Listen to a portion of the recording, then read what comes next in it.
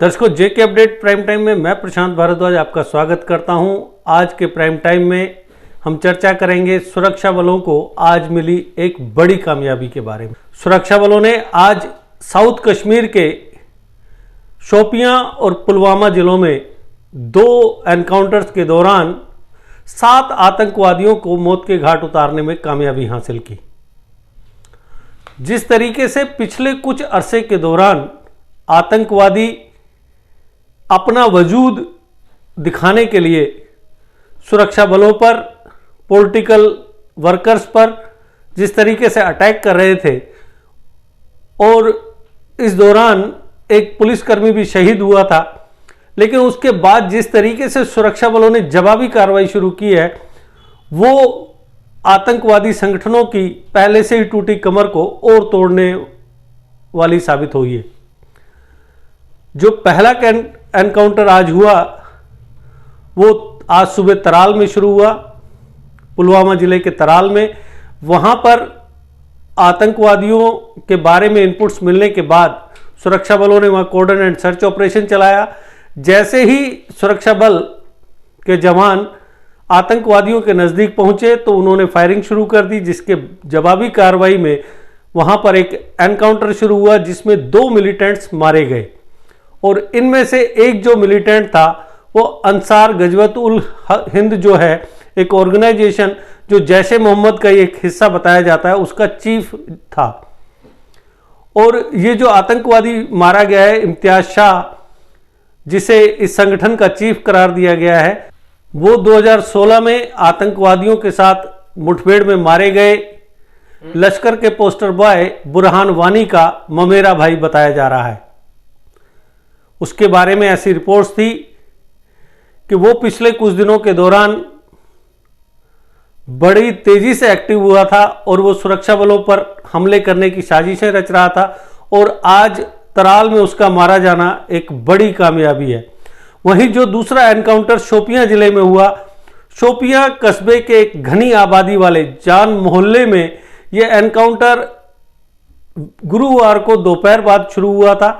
जब वहां पर सुरक्षा बलों को इनपुट मिली थी कि कुछ मिलिटेंट छुपे हैं, तो वहां पर कॉर्डन एंड सर्च ऑपरेशन चलाया गया था। घनी आबादी वाला इलाका था, वहां से नागरिकों को सुरक्षित बाहर निकाला गया और उसके बाद कार्रवाई की गई और गुरुवार देर शाम तक वहां पर 3 आतंकवादियों को सुरक्षा बलों ने मौत के घाट उतार दिया था। हालांकि इस दौरान 3 जो सुरक्षा बलों के जवान हैं वो भी घायल हुए थे और उसके बाद जो 2 वहां पर कुल मिलाकर वहां 5 आतंकवादी थे, जिसमें से 2 वहां से निकलकर पास ही स्थित एक धार्मिक स्थल में जा छुपे थे। आतंकवादियों की हमेशा से यह कोशिश रही है कि जम्मू कश्मीर में सांप्रदायिक सौहार्द का जो सदियों पुराना एक माहौल रहा है उसे बिगाड़ा जाए और उसी साजिश के तहत आज जब ये एनकाउंटर वहां पर चल रहा था गुरुवार देर रात को, ये दोनों आतंकवादी वहां से निकले और पास ही स्थित एक धार्मिक स्थल में जा घुसे। उन्हें सरेंडर कराने के लिए सुरक्षा बलों द्वारा लगातार अपील की गई, यहां तक कि एक इमाम को और वहां मौजूद एक आतंकवादी के भाइयों को भी वहां भेजा गया ताकि उन्हें सरेंडर के लिए तैयार किया जा सके, लेकिन आतंकवादियों ने सुरक्षा बलों की इस पेशकश को नामंजूर कर दिया और उसके बाद वहां से किसी तरह उन दोनों आतंकवादियों को निकाला गया और उसके बाद एनकाउंटर में उन दोनों को मार गिराया गया। इस तरीके से शोपियां और पुलवामा जिले जो साउथ कश्मीर के हैं, वहां पर 7 आतंकवादियों को सिर्फ 24 घंटे के अंदर मौत के घाट उतारना सुरक्षा बलों की एक बड़ी कामयाबी है। मैं आपको बता दूं, कुछ डिटेल्स में आपको दूं कि किस तरीके से सुरक्षा बल लगातार आतंकवादी संगठनों पर हावी हो रहे हैं।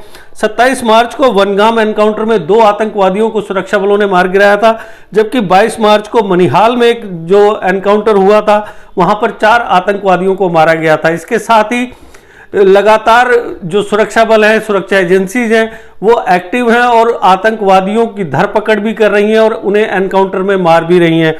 जैसा कि कल नेशनल इन्वेस्टिगेशन एजेंसी यानी एनआईए ने जम्मू एयरपोर्ट से एक आतंकवादी को गिरफ्तार किया था और उसका जो एक साथी था उसे तकरीबन 1.5-2 महीने पहले भी जम्मू से ही हिरासत में लिया गया था। इसके साथ ही 5 अप्रैल को जम्मू कश्मीर पुलिस के स्पेशल ऑपरेशन ग्रुप यानी एसओजी ने जम्मू के झज्जर कोटली इलाके से एक आतंकवादी को हिरासत में लिया था।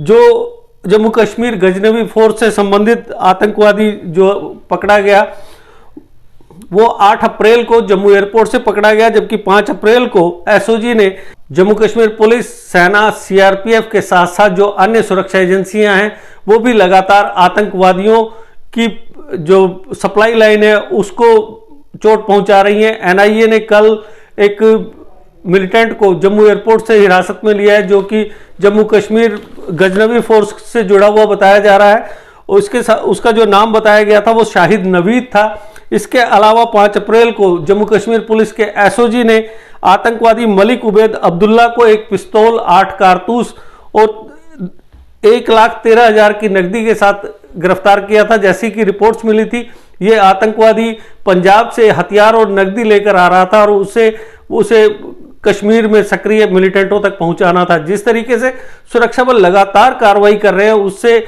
आतंकवादियों के सामने जहां उनके सभी कमांडर्स जो बड़े बड़े कमांडर्स थे वो मारे जा चुके हैं। इसके अलावा मौजूदा वक्त में आतंकवादी संगठनों के सामने सबसे बड़ी चुनौती खुद का वजूद बचाए रखने की है, क्योंकि जहां एक तरफ उनके पास हथियारों की किल्लत हो गई है वहीं दूसरी ओर उन्हें नकदी की समस्या का भी सामना करना पड़ रहा है। नकदी की समस्या से छुटकारा पाने के लिए उन्होंने पिछले कुछ दिनों के दौरान 3 बैंकों में डकैती डाली है, खुलेआम हथियारों के बल पर वहां पर लूट की है। और इसके साथ ही उनकी लगातार ये कोशिश है, पाकिस्तान में बैठे हैंडलर्स की ये कोशिश है कि किसी तरीके से जो कश्मीर में मिलिटेंट एक्टिव हैं उन्हें हथियार और नकदी पहुंचाई जाए। इसके लिए कभी ड्रोन का सहारा लिया जाता है तो कभी पंजाब के रास्ते उन्हें हथियार और नकदी पहुंचाने की कोशिश की जा रही है। लेकिन जिस तरीके से सुरक्षा बल और अन्य सुरक्षा एजेंसियां एक्टिव नजर आ रही हैं और लगातार आतंकवाद पर प्रहार कर रही हैं उससे ये कहीं ना कहीं ये साफ नजर आ रहा है कि अगर इसी तरीके से सुरक्षा बल लगातार आतंकवादियों और उनके संगठनों और पाकिस्तान में बैठे हैंडलर्स को ये साफ संकेत देना चाहते हैं कि जल्द ही जम्मू कश्मीर को टेरर फ्री करवा लिया जाएगा। और इसके लिए जो आज की जो कामयाबी है सुरक्षा बलों की वो हर तरह से सुरक्षा बलों का एक सराहनीय कामयाबी कही जा सकती है कि जिस तरीके से उन्होंने एक साथ 2 एनकाउंटर्स को डील किया और इन दोनों एनकाउंटर्स में उन्होंने 7 आतंकवादियों को मौत के घाट उतार दिया है।